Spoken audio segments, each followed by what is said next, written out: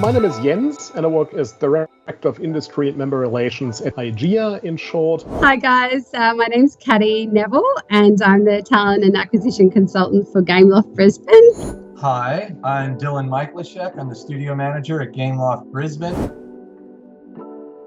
So, this year has been really exciting in terms of government announcements for Australia. I think the big one is the announcement of the DGTO, the Digital Games Tax Offset on the federal level. So the Australian government has committed to a 30% tax offset on eligible expenditure if you spend more than $500,000. And, I think that makes Australia a very attractive destination for video game development. We're very, very excited about it because it really is a measure that will fully unlock the creativity of the Australian industry, which, this is an industry that has always punched above its weight. And, I think this measure will really help to fully unlock that creative potential that Australia has always demonstrated. And that's just the federal level. Yeah, absolutely. And from a talent perspective, I think it's a game changer. Sorry for the fun. I guess in reality, what this means is more games means more jobs. And because it is a candidate, strong market, I think that it is going to be able to reach out to those potential Australian, Aussies overseas, getting them back. In general, I think it's going to be really good for the industry. After being in the business for 25 years and having quite a few highlights, this is definitely the highlight of my career because it's a massive boost for Australia as a whole.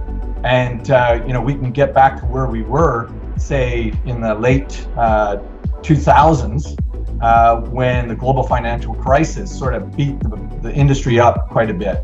A lot of the big publishers pulled out because it was, they just had to sort of retract back into their core and all their big IPs because the market was under so much strain.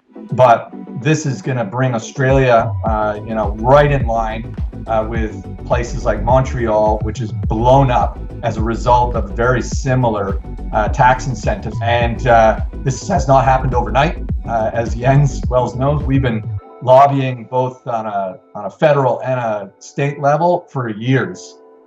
So we are over the moon. And this is going to hopefully recreate those ecosystems that we used to have, which is going to draw hopefully a lot of Australians that are overseas back, and also bring some other international talent in that can help grow our very strong young talent that's coming out of the schools and stuff right now. So it's a really awesome time in Australia. So I encourage people to invest in Australia because it's gonna blow up, man. Yeah, and if I may add to that, the exciting thing is that the state-based offset can be combined with the federal offset. So in Queensland, you can combine the 15% with the 30%, meaning 45% rebate on eligible expenditure come tax time.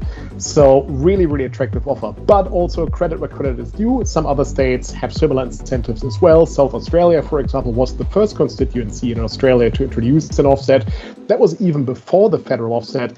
And, the various ecosystems certainly have various things going for them. South Australia is one of the most livable states in Australia. Adelaide, in particular, Melbourne or Victoria has a great ecosystem that has been continuously supported by the state government there as well.